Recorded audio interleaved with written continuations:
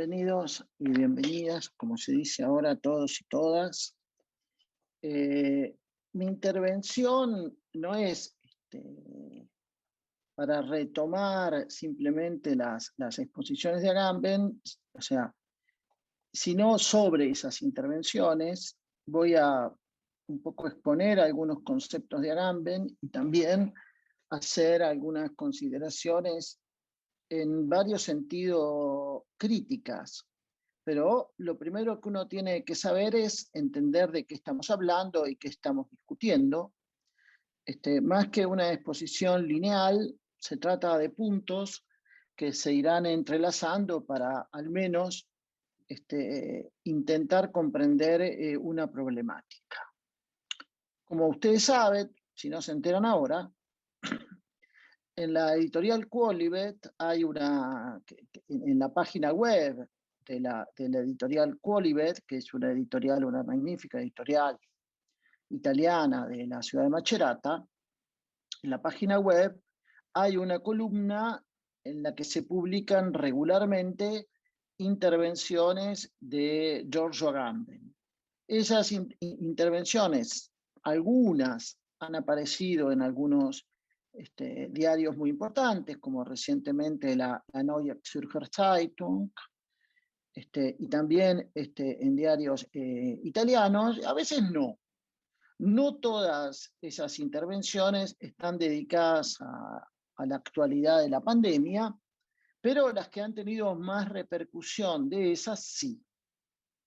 Estas intervenciones, las fechas son importantes, comienzan en febrero del 2020.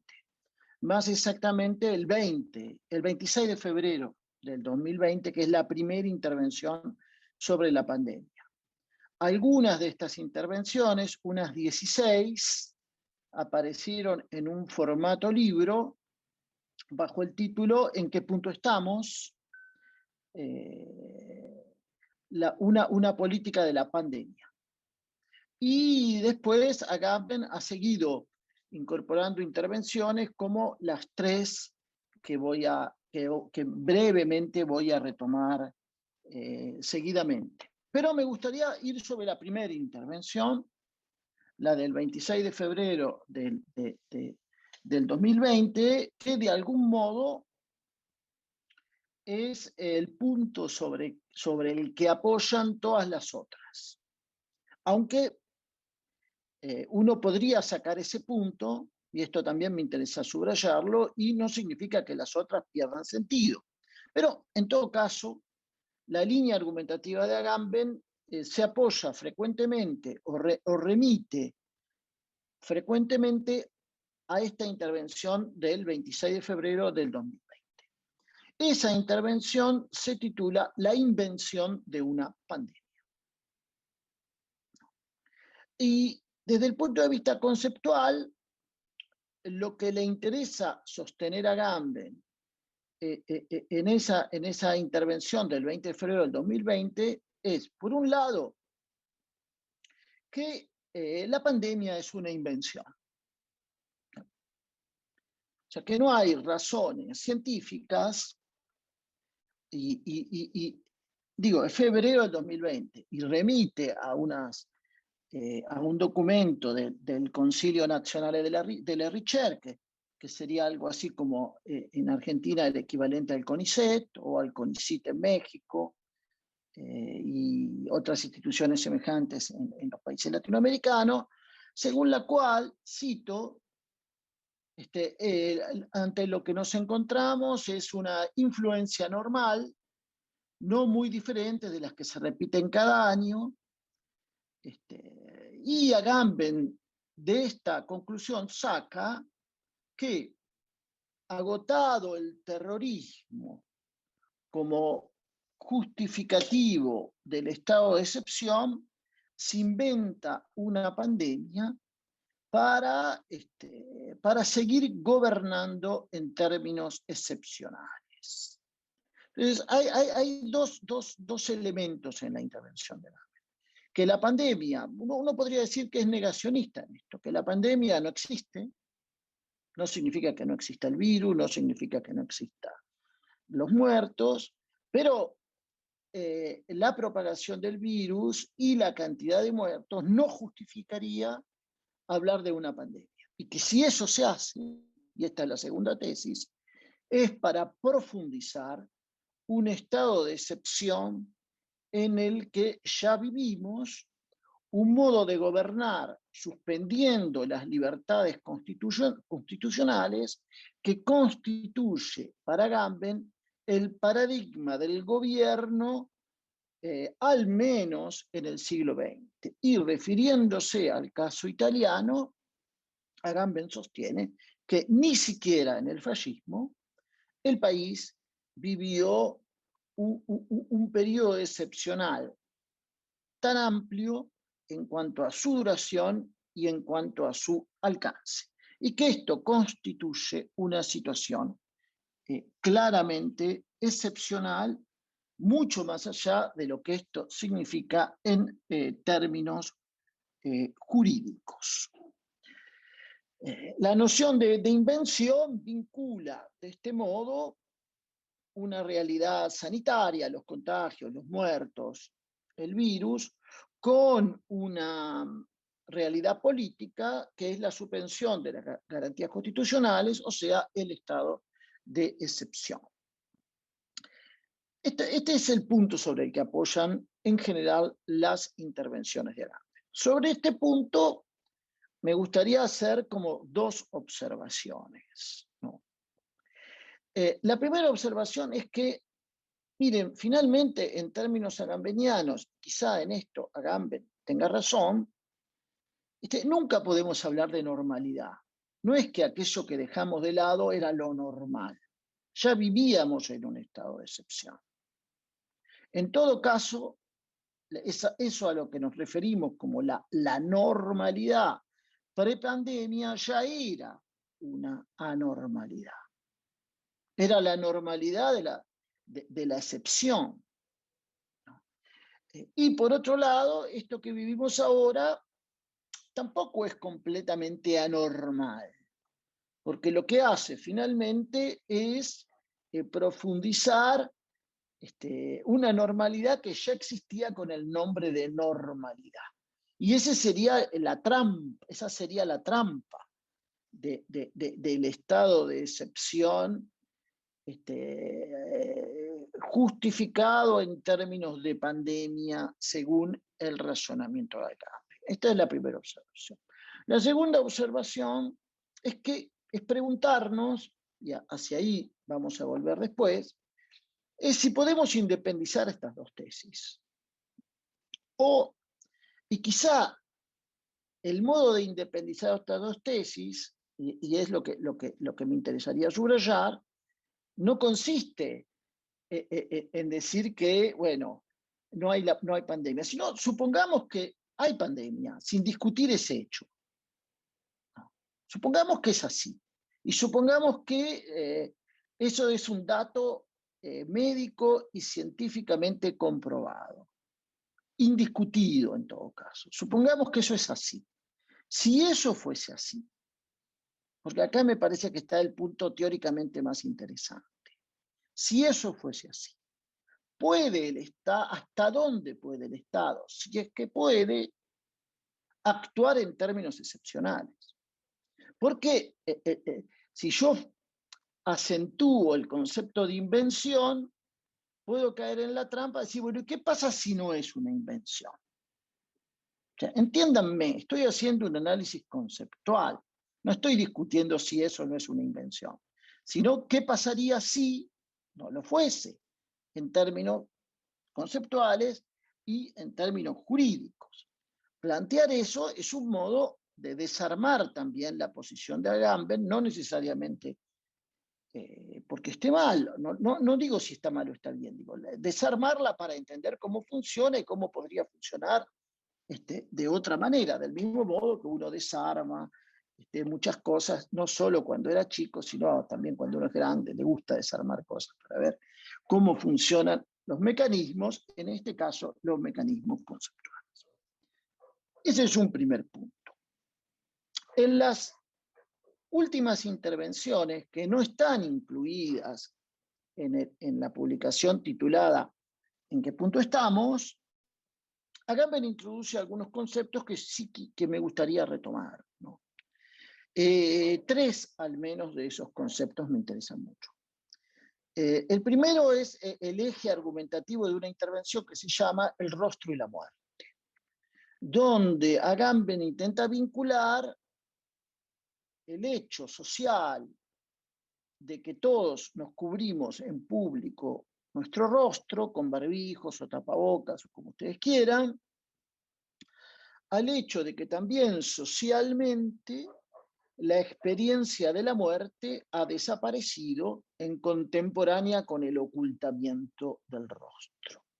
Es decir, no podemos ni velar ni enterrar a nuestros muertos por esta situación del peligro de contagio. Y ahí Agamben sostiene que, cito literalmente, un país que decide renunciar al propio rostro, cubrir con máscaras en todos los lugares el rostro de sus propios ciudadanos, es un país que ha cancelado en sí misma toda dimensión política. Porque el rostro es, para Agamben, el lugar eminente de la política, a punto que, refiere a Agamben, en griego, para hablar de los esclavos, se dice aprósopon, es decir, el que no tiene rostro. No tener rostro, no exhibir la propia cara, es, en ese sentido, la abolición del espacio propiamente político. Es un argumento. Uno puede o no estar de acuerdo con la posición de Agamben, pero está claro que tenemos acá una serie de consecuencias, no solo políticas, o políticas en un sentido no solo institucional, que se siguen del hecho de que, excepto en el Zoom o en las plataformas virtuales, no nos vemos la cara. Es como un hecho global, por primera vez, al menos en la historia occidental, en otras culturas no, en las que no nos encontramos cara a cara. Esto ha desaparecido de nuestra dimensión humana y de la dimensión de nuestras relaciones personales, y no tengo dudas, se proyecta sobre el modo en que se construye el espacio político. Digo, es un hecho occidental, porque en otras culturas, pienso en la cultura musulmana, taparse el rostro era habitual, ¿no? Y en China uno veía las fotos de la gente ya con barbijo debido a la contaminación, pero para nosotros no. Es un hecho que modifica el modo en que nuestra vida se hace pública, y en este sentido la vida se hace política. El otro concepto que me interesa subrayar es uno que se encuentra en una reciente intervención, creo que es la más reciente, que se llama Estado de excepción y Estado de emergencia, en la que Agamben reacciona contra algunos juristas, entre ellos Gustavo Zagrebelsky, que quieren sostener una distinción entre estado de excepción y estado de emergencia. Que en realidad no estamos en un estado de excepción, sino en un estado de emergencia. El argumento de Agamben es que esa distinción no existe en la tradición jurídica, existen nombres distintos, pero no son conceptualmente distintos, y que en todo caso el efecto de ambas situaciones, llamémosla como la llamemos, es la suspensión de las garantías constitucionales. O sea, no habría ninguna razón, en definitiva, jurídica para sostener una distinción entre emergencia y excepción. Agamben apunta ahí, al igual que en la primera intervención del 26 de febrero de 2020, a un hecho que me parece también claro. No digo el hecho de la invención, que ese es un problema diferente, sino que los estados las instituciones políticas se han aprovechado o han justificado en la situación de emergencia una serie de medidas que van mucho más allá de la emergencia sanitaria y que promueven acciones que formaban parte de la normalidad normal antes del virus, yo qué sé, reformas impositivas, reformas en los mecanismos democráticos o modificaciones de los mecanismos democráticos, etc.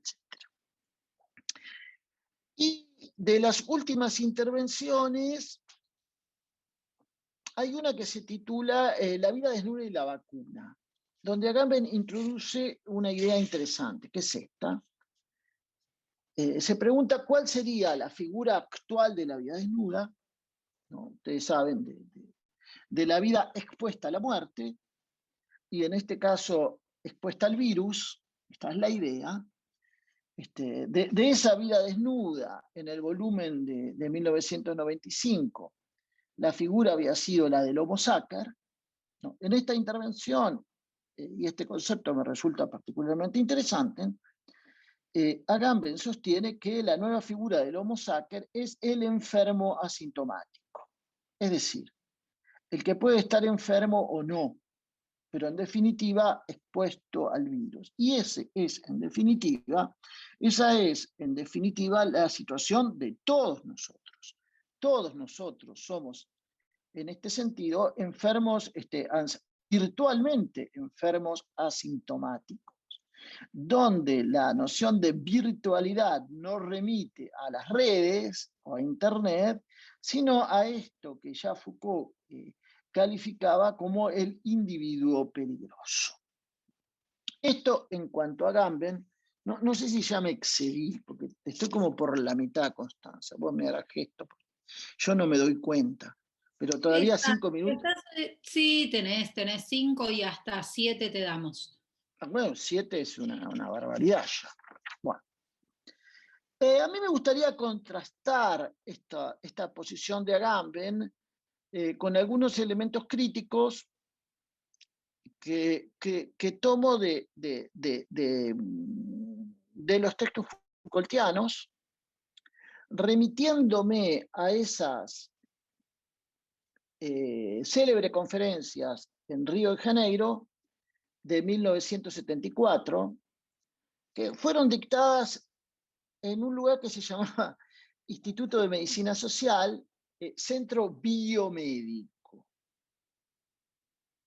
Yo no sé hasta dónde ese lugar donde daba las conferencias Foucault haya podido influir en la introducción del término biopolítica, pero nada, resulta provocador que es precisamente en un lugar llamado Centro Biomédico, es donde Foucault introduce por primera vez el término biopolítica, no el concepto, pero sí el término de biopolítica. En esas conferencias que conocemos bastante, que han dado lugar que ha sido lugar de un renovado interés a partir de los cursos de Foucault y del auge que ha tomado precisamente la noción de biopolítica.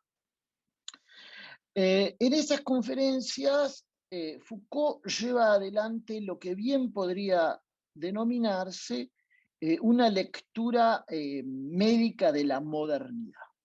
Y esto es muy interesante. Es decir, lee la modernidad no desde el punto de vista del derecho, esto es, de la formación del concepto de soberanía y de la noción jurídica de individuo y libertades individuales, que define el derecho público moderno, sino desde el punto de vista de la medicina. Y en ese contexto, en la primera de esas conferencias, normalmente uno remite a la segunda de esas conferencias, que es el nacimiento de la medicina social, donde Foucault introduce la noción de biopolítica. Pero ahora me remito a la primera de esas conferencias, que es sobre la crisis de la medicina y la antimedicina, a propósito de un texto de Ivan Illich, con el que Foucault no se muestra en casi nada de acuerdo, ¿no? Pero me parece que ahí uno encuentra elementos para tomar un poco más críticamente los argumentos de Agamben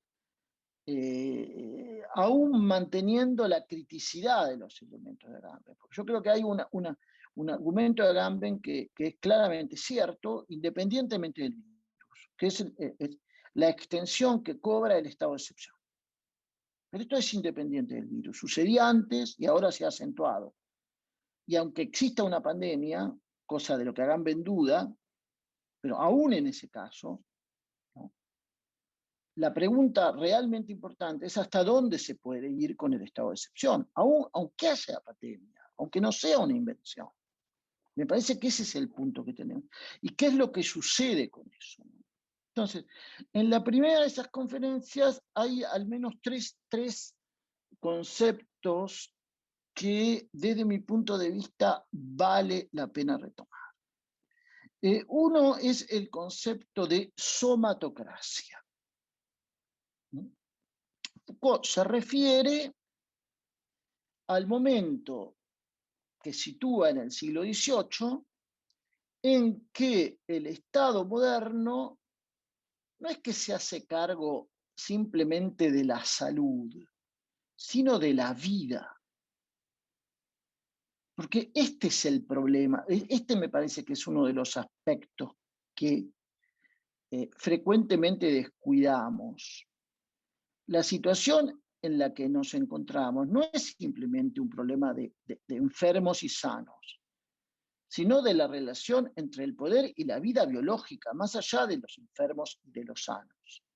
De un poder que se puede ejercer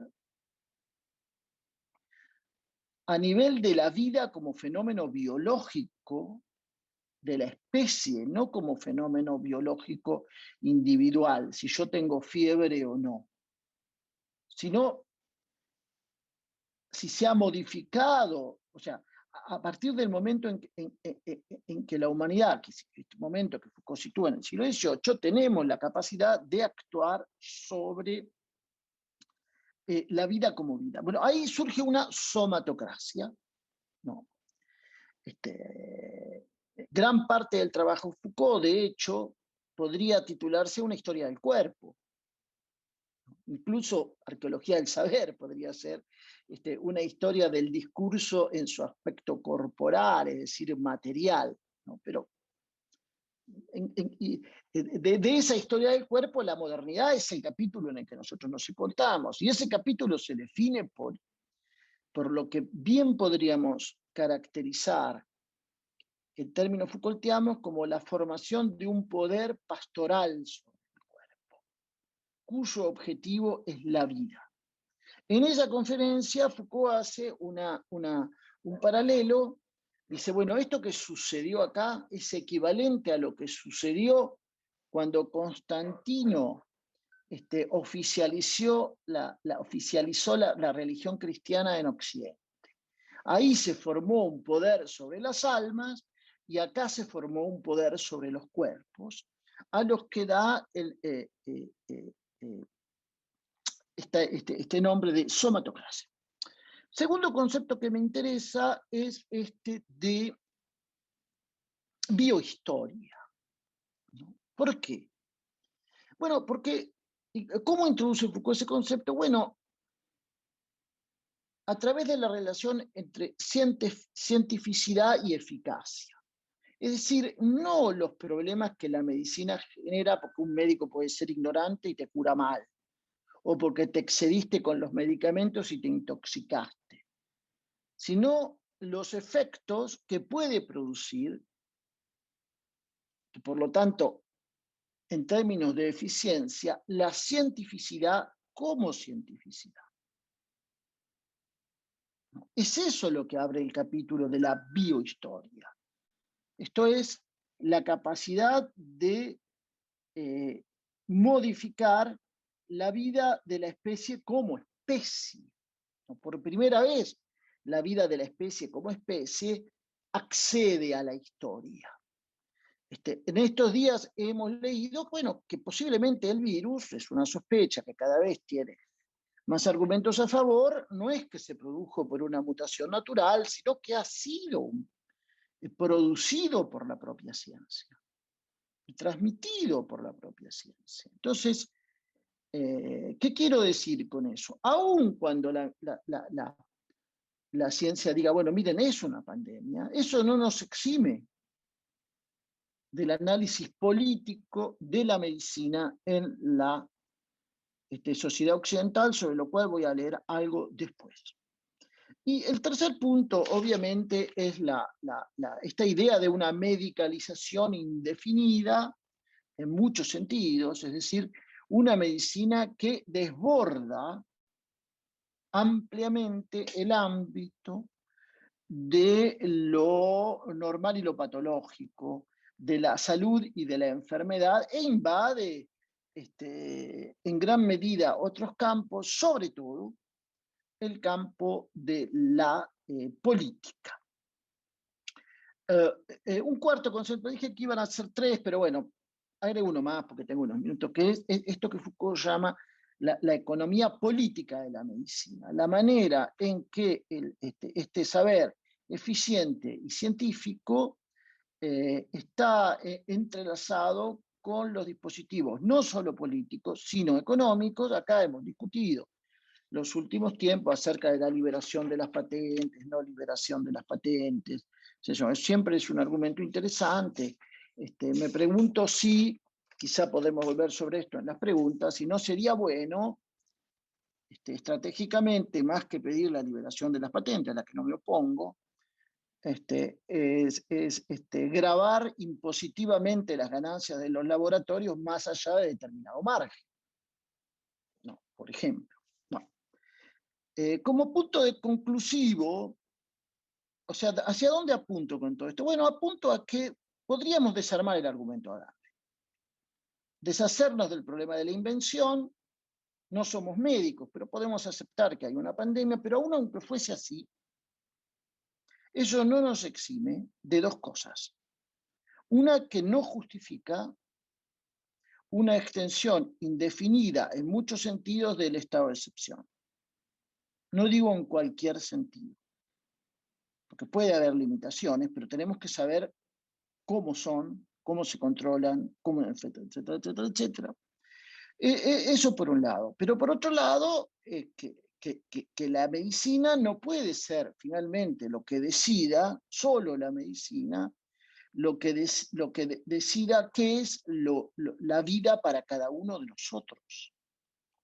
Cuál es el espacio de la vida y los modos de la vida para cada uno de nosotros.